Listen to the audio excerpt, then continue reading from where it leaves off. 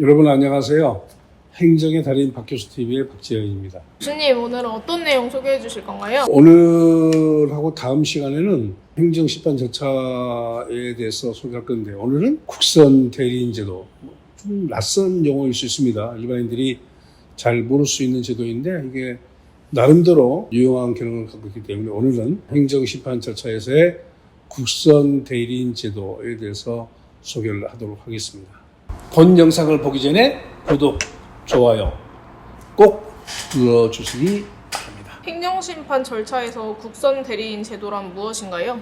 이제 일반적으로 이제 심판 절차의 당사자가 법적인 어떤 지식이 있다든지 또 경험이 있으면 직접 이 절차를 수행할 수 있겠지만 대부분의 일반인들은 이런 행정심판에 관련된 전문적인 지식 이게 좀 없잖아요. 그러니까 누군가가 대리를 해야 되는데 이게 이제 개인적으로 대리인을 선임을 하다 보면 물론 이제 가족도 범위로 규정되어 있는 범위에 해당이 되지만 그런 분도 역시 이제 법적인 지식이 없다고 한다면 불가피하게 개인적으로 대리인을 선임해야 되는데 그 대리인 선임 비용이 일반인의 입장에서는 좀 부담스러운 금액이 될 수가 있습니다. 그래서 금전적인 이유 때문에 흔히 우리가 사선 대리인이라고 하는데 사선 대리인의 선임을 할 수 없는 그런 경우에 행정심판 절차를 통해서 구제를 받을 수 없는 그런 어떤 결함을 어느 정도 보완해 주기 위해서 시행하는 제도가 바로 국선 대리인 제도. 이 소송에서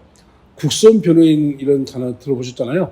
유사한 그런 기능으로 여러분들이 이해하시면 되겠습니다. 그래서 행정심판 절차의 대리인 제도가 규정이 되어 있음에도 불구하고 경제적인 능력 등 일정한 사유에 의해서 대리인을 선임할 수 없는 그런 경우에 선임할 수 있는 것이 바로 국선 대리인이다 이렇게 보시면 되겠습니다.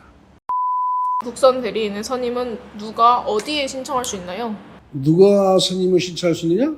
심판의 청구인 그리고 또 피청구인도 권합니다. 피청구인 이제 일반적으로 피청구인은 행정차형이 있으니까 행정청도 법적인 지식이 부족한 경우가 뭐 허다하겠죠. 뭐 공무원들이라고 해서 그런 행정심판에 관련된 지식을 다 갖는 건 아니기 때문에 그래서 심판을 청구하는 자와 그 피청구인이 행정심판위원회에 선임허가 신청을 할 수가 있는데 이와 같이 청구인과 피청구인이 행정심판위원회에 국선 대리인의 선임 신청을 하게 되면 위원회에서는 신청을 받은 후 지체 없이 심사하는 것은 잠시 후에 말씀드리겠지만 아무나 국선 대리인 선임 신청할 수 없는 겁니다. 그래서 그런 자격이 해당되는 경우를 심사를 한 다음에 선임 허가 여부를 결정하고 그 결정된 내용을 청구인 또는 피청구인에게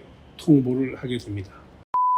관련 법령상 국선 대리인 선임 신청 요건에 대해서 소개해 주시면 좋을 것 같아요. 국선 대리인 제도는 아무나 할 수 있는 게 아니고 이제 법령에 딱 명시가 되어 있습니다. 그래서 여러분들이 국선 대리인 선임을 신청하려면 이런 양식이 있어요.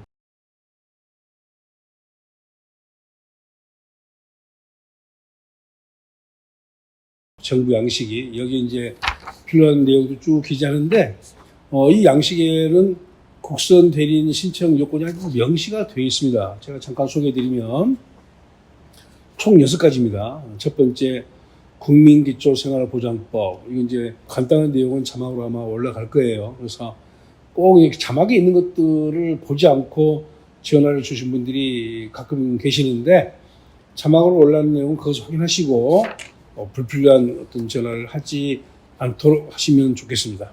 보시면 국민기초생활보장법에 따른 수급자 그리고 한부모 가족지원법에 따른 지원 대상자 그리고 기초연금법에 따른 기초연금 수급자, 그리고 장애인연금법에 따른 수급자, 그리고 북한 이탈 주민의 보호 및 정착 지원에 관한 법률에 따른 보호대상자, 그리고 그 밖에 이 원장이 경제적 능력으로 인하여 대리인을 선임할 수 없다고 인정하는 사람, 이렇게 딱 명시가 되어 있습니다. 그러니까 국선 대리인 선임을 신청하고자 하는 자인 경우는 이걸 보셔가지고 여기에 자기가 해당되는지를 먼저 봐야 됩니다. 여기에 해당이 안 되면 국선 대리인 선임 신청을 할 수도 없고 해봐야 해주지 않습니다. 그래서 이 요건은 법령에 규정되는 이 범위를 잘 확인을 하시기 바랍니다. 국선 대리인 선임 신청은 어떤 절차에 따라서 하나요? 신청의 절차는 당연히 심리기일 전까지 해야 됩니다. 심리기일이 시작된 이후 심리가 끝났다고 한다면 해볼 수는 없겠죠. 그래서 심리기일 전까지 신청을 해야 되고, 그래야 이제 심리 진행 과정에서 이 국선 대리인의 그 도움을 받지 않겠습니까? 그래서 심리기일 전까지 신청해야 되고, 선임 신청 요건을 충족하는 사실을 소명하는 자료, 이걸 제출해야 되는데, 역시 이제 규정이 되는데, 다만, 방금 제가 6가지 유형을 예시했잖아요? 그 중에서 기초연금법상 기초연금 수급자가 첨부할 서류하고, 북한 이탈 주민 보호 및 정착 지원에 관한 법률에 따른 보호 대상자가 첨부할 서류가 이게 다르고, 또 나머지 이 두 가지 뺀 나머지는 또 다릅니다. 그래서 이건 이제 법령의 내용을 봐야 되는데, 간단히 설명드리면 기초연금법상 기초연금 수급자는 그 수급자임을 소명하는 서류 제출해야 되는 것이고, 북한 이탈 주민의 보호 및 정착 지원에 관한 법률상 보호 대상자는 그 자격이 있음을 소명하는 서류를 직접 신청인이 제출해야 합니다. 이 두 가지를 뺀 나머지 4가지는 행정정보 공동이용 동의서를 제출하면 담당 공무원이 확인합니다. 만약에 이 행정정보 공동이용 동의서를 제출하지 않게 되면 신청인이 직접 관련 서류를 준비해서 제출해야 하기 때문에 방금 말씀드린 2가지를 뺀 나머지 4가지 해당되는 분들은 행정정보 공동이용 동의서를 꼭 제출을 하셔서 본인이 직접 서류를 준비하는 그런 번거로움을 피하시기 바랍니다. 선임한 국선 대리인 선임을 취소할 수 있나요? 취소 가능합니다. 예를 들면 이제 청구인이 이 국선 대리인이라고 하는 것이 국선 변호도 마찬가지지만 이 수당을 지급받는 금액이 그렇게 많지 않습니다. 그래서 국선 대리인 금액을 제가 여기서 이제 말씀드리기가 그런데 특히 이제 교통비에다가 수당이 약간 나와요. 그러니까 흔히 그러잖아요.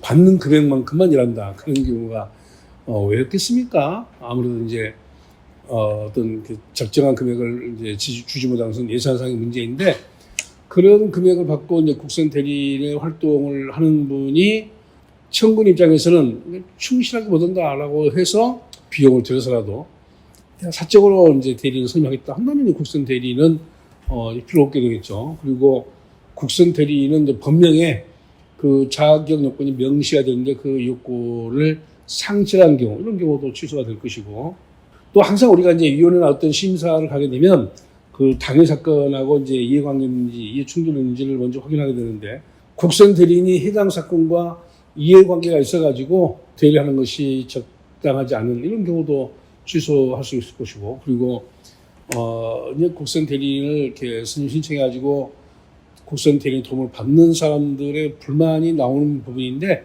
그 업무를 성실하게 수행하지 않는 그런 경우에도 취소 가능합니다. 그 밖에 위원장이 국선 대리인의 선정을 취소할 만한 상당한 이유가 있다고 판단하는 경우도 국선 대리인 선임을 취소할 수가 있습니다. 보다 상세한 내용들에 대해서 궁금한 사항이 있으면 자막 위에 있는 전화번호로 전화 주시면 더 자세하게 소개를 하도록 하겠습니다. 오늘 준비한 영상은 여기까지고요. 우리는 또 다음 시간에 이 행정심판 절차의 또 다른 제도를 소개하도록 하겠습니다. 끝까지 시청해 주신 여러분 고맙습니다.